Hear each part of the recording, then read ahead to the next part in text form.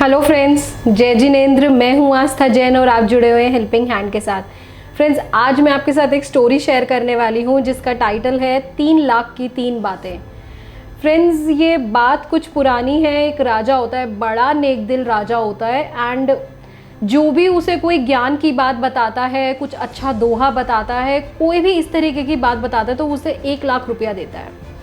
अब ऐसे ही एक संत आते हैं, बहुत ही माने हुए संत आते हैं उनके साम्राज्य में, और उनका ये दावा होता है कि मेरी 3 लाख की 3 बातें हैं।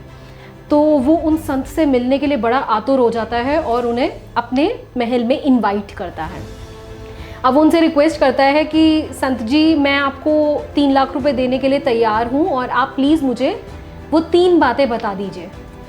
अब संत जी कहते हैं कि मुझे आपके पैसों की ज़रूरत नहीं है राजा जी, आप बस इस शहर के अंदर, इस साम्राज्य के अंदर जितने भी संत आए हुए हैं आप उनका अच्छे से अतिथि सत्कार कीजिए, बस मेरे लिए वही काफ़ी है। तो वो वैसा ही करता है और साम्राज्य के अंदर जितने भी संत आए हुए होते हैं वो उन सब का अच्छे से अतिथि सत्कार करता है और उन्हें अच्छे से इनवाइट करता है, भोजन कराता है, उनको प्रॉपर मान सम्मान देता है। अब ये देखकर संत जी बड़े खुश हो जाते हैं एंड संत जी उन्हें वो 3 बातें बताते हैं। तो पहली बात तो ये होती है कि भोर होने से पहले उठिए। दूसरी बात ये होती है कि जो भी आपके घर अतिथि आए आप उसका आदर पूर्वक सत्कार कीजिए। एंड तीसरी बात ये कि अगर क्रोध आए तो उसके ऊपर तुरंत रिएक्ट ना करके 5 मिनट सोचिए और उसका कारण जानने की कोशिश कीजिए। अब राजा ये बातें सुन के बड़ा प्रसन्न हो जाता है एंड उसको अपनी दिनचर्या के अंदर ढाल लेता है, उसको डेली प्रैक्टिस करना शुरू कर देता है। अब ऐसे ही एक दिन राजा सुबह उठता है, भोर सोने से पहले उठता है एंड ऐसे ही टहलने निकलता है तो उसे एक बूढ़ी औरत मिलती है रोती हुई। अब वो बेचारा बड़ा परेशान हो जाता है। वो पूछता है कि माँ जी, आप रो क्यों रही हैं? तो वो बूढ़ी औरत रोते हुए बोलती है कि मुझे बड़ा दुख हो रहा है कि 2 दिन बाद इस साम्राज्य का राजा मरने वाला है, क्योंकि इस पहाड़ी से एक सांप निकलेगा और वो उसे डस लेगा। बहुत ही नेक दिल राजा है हमारा। अब ये सुन के वो बड़ा परेशान हो जाता है और बड़ा टेंशन में आ जाता है, और ये बात सुनते ही वो अपने जितने भी सलाहकार होते हैं उन्हें महल में बुलवाता है और ये बात उनके सामने रखता है। तो सब लोग अपनी अपनी सलाहें देते हैं। तो ऐसे ही एक वृद्ध व्यक्ति होते हैं, वो बोलते हैं कि राजा जी, आपका कोई बेटा तो है नहीं, आप ऐसा कीजिए, आप अपनी बिटिया को ही एक आदमी के वेशभूष में डाल के साम्राज्य के आगे ये अनाउंस करवा दीजिए कि मेरा उत्तराधिकारी यही है। अब उसे ये बात समझ में आती है कि मैं मौत को तो टाल नहीं सकता, तो क्यों ना यही चीज़ अप्लाई की जाए। अब वो अपनी रानियों के पास जाता है और ये बात बताता है तो बेचारी रानियाँ फूट फूट के रोने लगती हैं। अब वो उन्हें भी समझाता है कि देखो, मौत के ऊपर किसका कंट्रोल है, तुम ऐसा करो, अपनी बिटिया को एक आदमी के वेशभूषा में डाल दो जिससे कि मैं उसे अगले दिन उत्तराधिकारी बना सकूं। अब रानियाँ ऐसा ही करती हैं।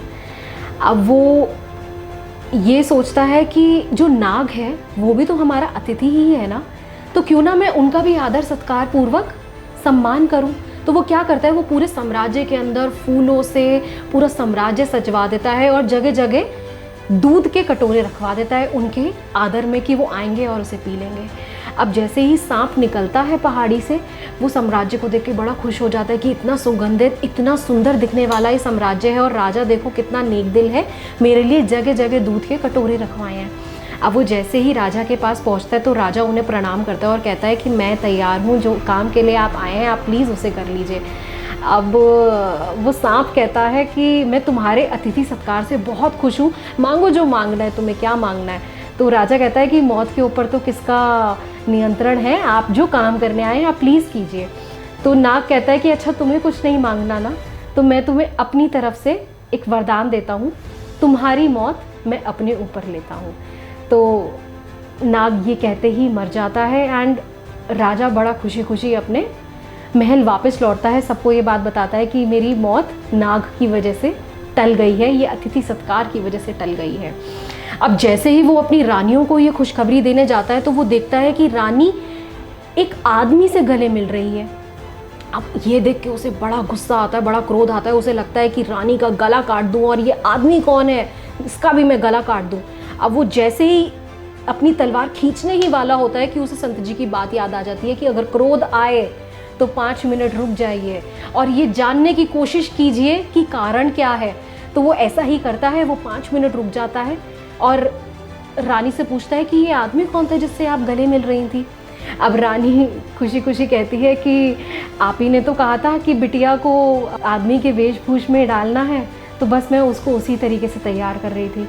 अब वो बेचारा बड़ा गिल्ट महसूस करता है, वो सोचता है कि अगर क्रोध के अंदर आके मैंने अपनी रानी और अपनी बिटिया का गला काट दिया होता तो मैं अपने आप को माफ़ कैसे करता। और वो संत जी की उन तीनों बातों का धन्यवाद करता है कि उन्होंने उन्हें इतनी अच्छी शिक्षा दी जिसे अगर हम डेली प्रैक्टिस करें, डेली अगर अपनी लाइफ के अंदर उतार लें, तो हम अपनी लाइफ को ना केवल एक सक्सेसफुल लाइफ जी सकते हैं बल्कि एक संतुष्ट लाइफ भी जी सकते हैं।